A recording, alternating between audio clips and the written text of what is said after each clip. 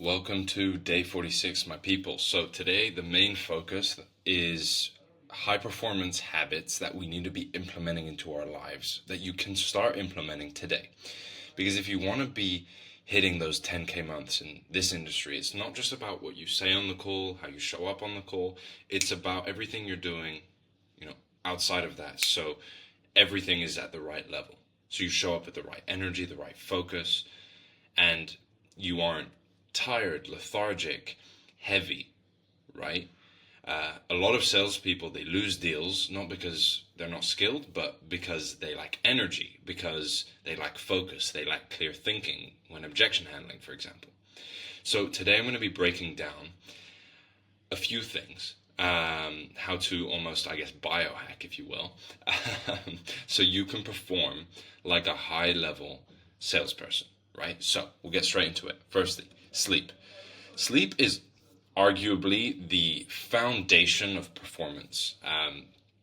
It is literally how you rest and reset and re-energize. So the first thing that you need to do is you need to set a consistent sleep schedule.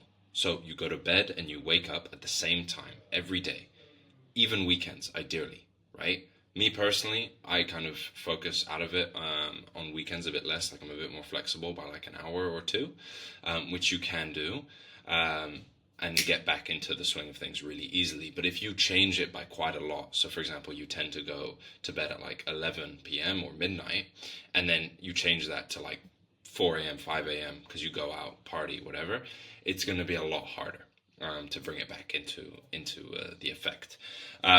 So that's the first thing. Then it's about understanding 90-minute sleep cycles. So we go through different phases of sleep. And basically what you need to know is, funnily enough, if you sleep 7.5 hours versus sleeping 8 hours, actual sleep, not time in bed, that is a difference, and it's something to remember, right? The time you spend in bed is not the time you are actually asleep, right? If you want to sleep 8 hours, I would spend at least 8.5 hours in bed, more. So aim with the sleep cycles. We want deep sleep, we want REM sleep, right? These are the things that are going to allow us to recover mentally and physically, right? So 90-minute sleep cycles, understanding those things, because if we wake up, let's say 8 hours in, that's not within the 90-minute time frame, and that is going to mean that we actually wake up more groggy because we've entered a new stage of our sleep cycle than if we woke up at 7.5 hours, right? So what I would say is you either sleep 6 hours a night, 7.5 hours a night, or 9 hours a night. So that's what I recommend. Again, time in bed, that is something completely different. So if you're spending 7 hours in bed, you're not sleeping for 7 hours. You're probably sleeping for 6.5. So understanding that is crucial. Another thing is kill blue light before bed. It's going to affect the quality of your sleep, and it takes longer for you to get into those sleep cycles that we want to be getting. For example, REM, deep. So what I would say is you either have no screen time whatsoever, 60 to 90 minutes before bed, or you use blue light blocking glasses. Now, because we work online and because of the nature of this world, 60 to 90 minutes before bed might be a hard ask. So what I would recommend is getting blue light blocking glasses, because that is going to allow you to block that and then perform much better because you're going to get better sleep. Then you need to set your bedroom up right? What do I mean by that? Pitch black room. You either have blackout blinds or you can get like blackout stickers to put on your windows. You need your room to be pitch black. If you don't want to do that, get a very good sleeping mask. Invest in a really good sleeping mask. Not a cheap one, a really solid one. Because you should be investing into your health, investing into your sleep, because it is going to pay off big time by closing. Even if you close one deal, you've paid off for the sleeping mask and more, right? You can buy 10 sleeping masks, 5 sleeping masks, whatever. So it's important to actually invest into yourself. Ideally, you want a cool temperature, so between 18 to 20 degrees Celsius, 65 to 70 degrees Fahrenheit, I think it is. And I wouldn't have your phone by your bed, right? What I would actually do for you is you wake up, you put your phone in the other corner of the room with the alarm on your phone. Because then that means when you actually hear the alarm, you have to get up out of your bed, turn it off, and then you don't doom scroll in bed. You're up out of bed. So it basically, what that does, it's like a little psychological thing, right? It's very easy when you grab your phone by the side of your bed to like scroll or whatever, right? I've done it. I'm human. But if you get out of bed already to turn off the alarm, if you go back into bed, it's like you let yourself down and you're more aware of it, because it's harder to do, if that makes sense. You make it harder to doom scroll in bed if you get out of bed already. You're basically consciously saying to yourself, oh, I'm choosing to start this day wrong by doom scrolling, right? So that's another one. Whether it's doom scrolling or not, though, you shouldn't be on your phone first thing in the morning. It's terrible for you. For your alarm, I get it, but besides that, no. Right? So pitch black room or sleeping mask. Then you can also get things to block noise. There's a bunch of different like ear pods that you can do, but they always fall out. If you're wearing a sleep mask, it's easier. It will keep them in. So you could also do that. Then no phone by the bed. Okay, if you are doing the blackout blind option or stickers on the windows, you can actually use, I think, beeswax. Don't get it stuck in your ear, but around your ear, and you can just take it in and out, and it's very, very easy to do. And it will allow you to literally hear nothing and see nothing, and that's exactly how you want to be sleeping, in a nice, cool room. Then you want to have a wind down before you go to bed. A little routine, if you will. Whether it's reading a book, like fiction, for example, or something you're interested in, whether it's stretching, whether it's journaling, you basically need to tell your body that it's time to shut down and relax. So stretching is super good. It helps with circulation and a bunch of other things. Also, nowadays humans have no mobility, no flexibility, so stretching is something very powerful that you can do to kind of improve that, especially because we're working online, and unless you have a standing desk, you are going to be sitting most of the day. So that is something I would recommend. You can look up great stretches to do before bed on YouTube, things to journal, like speak with ChatGPT about some like journal things, give it a prompt like, I want to go to bed and I want to do a bit of journaling before. This is what I do for work. This is my goals. Like, how should I journal so that, I'm more likely to succeed and get a good night's sleep. Or read a book like fiction or whatever. All you're doing here is you're telling your brain that you're shutting down, and it's ready to kind of go into bed as well. So what I would say, try and black out your room, right, as soon as possible. Set a actual consistent sleep schedule for yourself. Make sure to be aware between the difference of time in bed and time asleep. Aim to get 6 hours, 7.5 hours, 9 hours of sleep between those ones. So you make the most of the sleep cycles. No phone time or screen time before bed, at least 60 to 90 minutes before, or you use blue light blocking glasses, but ideally no light whatsoever. Then wind down time, okay? Do those things. You can literally do those things now, today, most of them, okay? So do them. Next, energy. So you need energy, right? Energy is a massive part of this. Sleep plays a big part in energy, right? But a lot of people get energy wrong because they rely on caffeine all the time. Energy drinks, no. Disgusting. No energy drinks. We only drink coffee, tea even, because that has I guess a form of caffeine, but I would recommend black coffee. It's the best thing for you that has caffeine, right? So what people get wrong is they wake up and the first thing they do is get coffee. Now that is not what you want to do, right? Because I'm kind of skipping a point, but they're tied to each other, right?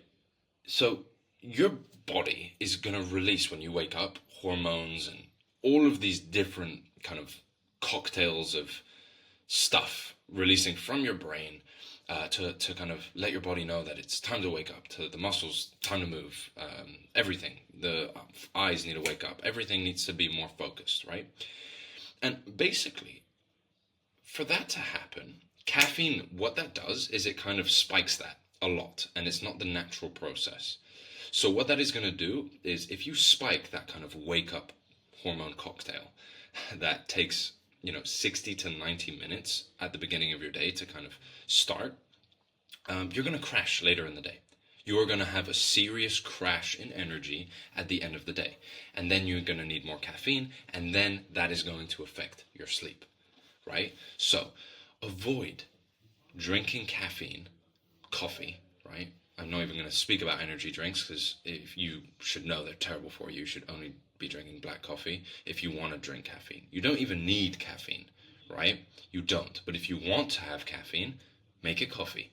And also, only take it 60 to 90 minutes after waking up, because then you're not going to have a crash in the afternoon. What I would also do is avoid drinking caffeine, consuming caffeine, 8 hours before you sleep. That is going to ruin your sleep cycle. It's going to mess it all up. You're going to sleep like crap. You might think you sleep good because you slept 8 hours or 7.5 hours or 9 hours or 10 hours, who knows? But trust me, the caffeine messes with your sleep and you're going to wake up with way less energy. So avoid caffeine 8 hours before you are going to bed. Then, what you actually want to be doing first thing in the morning, right, is drinking water. Ideally, you're drinking water that has electrolytes in it so that you hydrate your body. You get all the juices flowing in there, right? Make sure that's like the first thing you drink and consume every single day. I tend to skip breakfast. I have like a smoothie at like 11 a.m., 10:30 a.m. But besides that, like I don't have really breakfast. I literally just have electrolytes to wake me up. And that is the best thing that you can do for energy is hydrate. It is the best thing. So drink a lot of water. But the first thing you should do is electrolytes. And if you go to the gym, electrolytes as well. I use this brand here. This isn't paid promo at all. I just use it. It's called Cadence, right? They make sleep electrolytes, which I use, but you don't need those. They're not necessary. I mean, if you want, you can. I would always recommend them because it will actually make you sleep better and recover better. But the one that I use in first thing in the morning is called the Core 500, I think it is. And that is like a lot of potassium, a lot of magnesium, a lot of sodium. And that is really what is going to get you hydrated first thing in the morning. You have that with like a liter of water. First thing in the morning, you chug it, boom, you're chilling, right? And then 60 to 90 minutes later, you want some caffeine? Okay, have it 90 minutes after you wake up. Perfect. Then what I would recommend is you wake up, you have that kind of hydration, water, electrolyte mix, and while you're drinking that, you're going out on a walk. You're getting light into your eyes because this is going to actually make you sleep better because it basically helps this thing that is called the circadian rhythm, which if you've studied psychology, you know exactly what that is. And it's basically like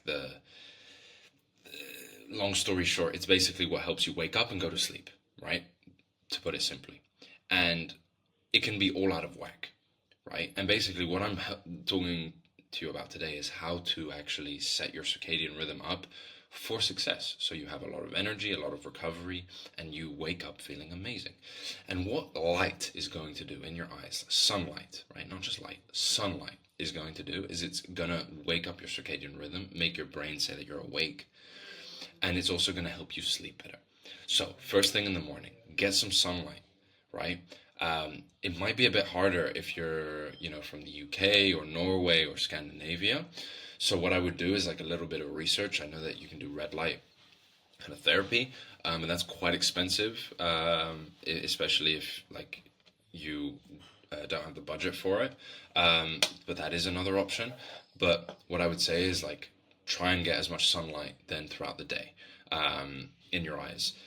Between calls, between role plays, between sending outreach out, walk, move, go to the gym. Like you need to be moving your body. Our bodies were made for movement, not for sitting at a desk all day, okay? And it's going to make you feel a lot better going for a walk. It's going to clear your head. It's going to allow you to reset, and you'll feel way better and way more energetic when you do that. First thing in the morning, but also throughout the day, okay? So the ideal morning routine, in my opinion, is you wake up, you hydrate, you go on a walk, you can read a book as well if you want, like 20 pages of a book. That's a good way to kind of wake up because your mind isn't completely like go, go, go. And then maybe you go to the gym, and then you have a coffee, right? That's an ideal morning routine for me. And then you start the work day, right? So, important to know nutrition, right? So, you want to avoid sugary breakfasts that spike your blood sugar because that is going to cause you to have crashes in your energy and your focus later in the day. So, what I would say is prioritize a protein heavy diet with healthy fats in the morning. And then maybe at night, if you want like a lot of like carbs, like pasta, pizza, all that kind of stuff, then do it at night. But try to avoid that, right? At lunchtime and breakfast, if you will. If you're a guy, I would recommend skipping breakfast. If you're trying to bulk, that's different. But basically, you want to prioritize protein and fats, healthy fats, in the morning and at lunchtime. And then when you're done for the workday, that's when you can start consuming, glutinous carbs, as I like to call them. So that's like your rice, your pasta, your potatoes, your bread, all that kind of stuff, right? Try and have that at the end of your day because that is when you're not really going to be working, so it's okay because it is going to slow you down.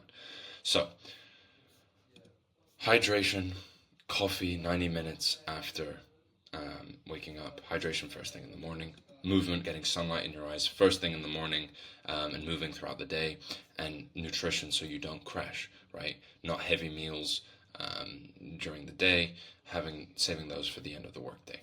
And finally, focus. Right, focus is so important. We want to be able to enter flow state on sales calls. We don't want to have to focus on anything. And on top of that, what we want to be doing is, when we're doing other tasks, like call reviews, things like that, and like we want to basically be able to focus, right? Focus at the moment is at an all-time low. I'm pretty sure I read an article the other day. Our attention span is worth it's actually quite funny.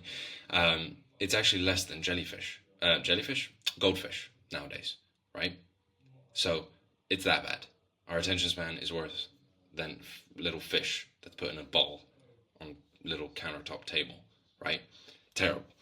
So that is the level of focus we're at.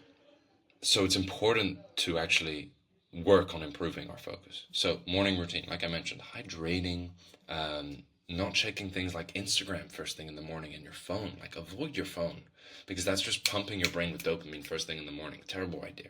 What you want to be doing is maybe journaling, having a cold shower, walking, hydrating, coffee 90 minutes later, read, right? That is going to allow you to wake up well and you will have a lot more focus throughout the day. Because the way to look at it is if you can focus on reading, purely just reading 20 pages, 30 pages, or however many pages you want, right? Maybe it's 30 minutes of reading, let's say, that you want to do every morning. You're going to be learning, but you're also like just focused on that, right? You are just focused on that one task as opposed to getting distracted and all that jazz. So it's super important to do. Then understanding deep work blocks. So you basically can only really focus 90 minutes at a time, maybe 2 hours, right? So you shouldn't be working for more than that in a row. With like calls and role plays, like you want breaks between them. You need to understand that. Everyone is different. Most people have a lot better focus in the mornings before 12 p.m. But it can vary from person to person. So try and understand your peak focus times, I guess, and put your hardest tasks first thing in the morning, because then everything feels like a breeze after that.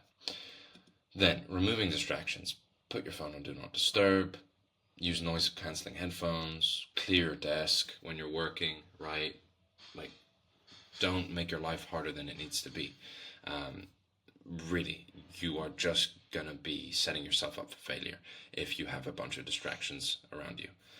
Then, here's a little breathing trick you can do before calls or in general, before outreach even. So you stand up, Roll your shoulders back, chest pumped out, 10 deep breaths in and out.